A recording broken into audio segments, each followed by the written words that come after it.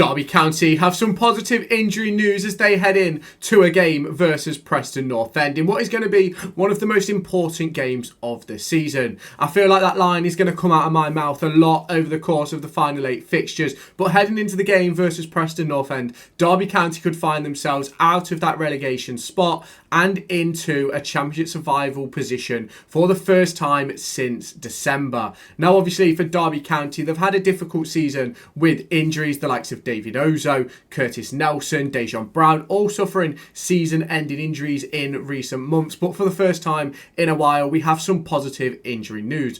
Ryan Nyambe is set to be back and available ahead of Wednesday night's game, with Nathaniel Mendez-Laing going away on international duty and returning fit and ready. Now for Derby County, this is massive, massive news, as obviously that right-back position was looking a little bit light when we ended the Plymouth Argyle game, with obviously Sondre Langas having to fill in at right wing back when Kane Wilson came off. And obviously, you know, Derby County have struggled for wingers all season, with Caden Jackson struggling for fitness as well as performances, and Nathaniel Mendez-Laing not really hitting the mark, and obviously more recently picking up an injury.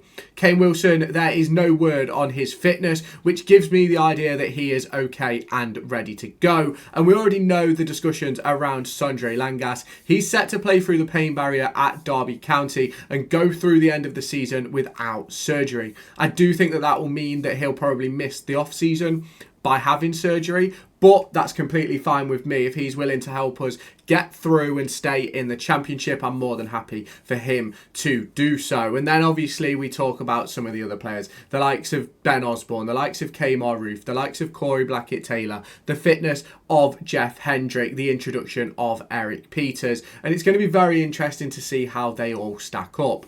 Now, obviously, having Ryan Nyambe back is massive for Derby County, as they were looking kind of short in the right-back options, with Joe Ward set to be out for the rest of the season, and Kane Wilson not quite being fully fit in that Plymouth Argyle game, obviously being bought off for Sondre Langas late on.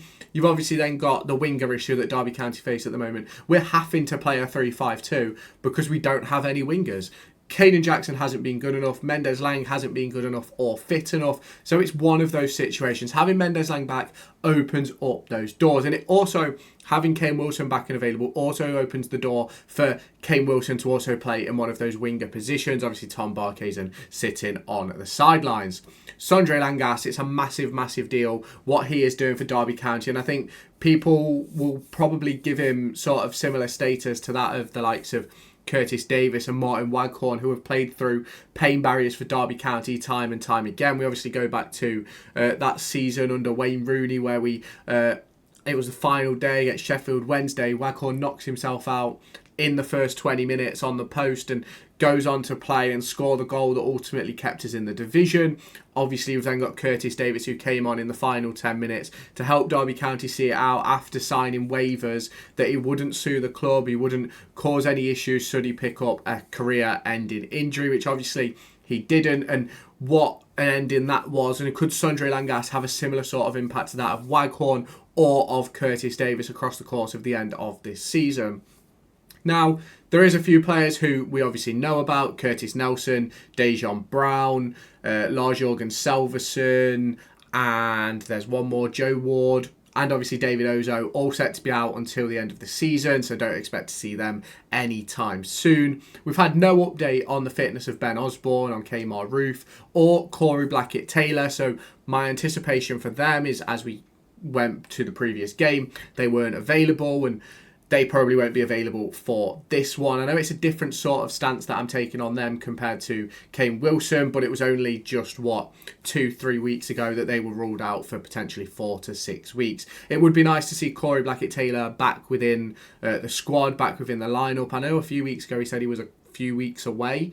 That was just before the international break, so would be interesting to see if he's back involved on Wednesday, maybe even on Saturday. We'll have to wait and see from John Eustace. We obviously know about those who are out for the season, and I think for the first time in a long time there's a lot of positivity around Derby County and a lot of expectation heading into a game. Now, this is probably the first time in a while I've gone into a game thinking Derby County can win. Now, I've always thought that Derby County have the quality in the squad. I've said it time and time again on this channel. I felt that confidence dwindling was a problem. I felt style of play was a problem. But those things seem to have been addressed. We're getting more bodies in the box. We're getting more players further up the pitch. We're actually attacking the opposition, and we're not sort of just keeping the ball in our own half or hoofing it down the channels. And that's what Derby County have needed this season.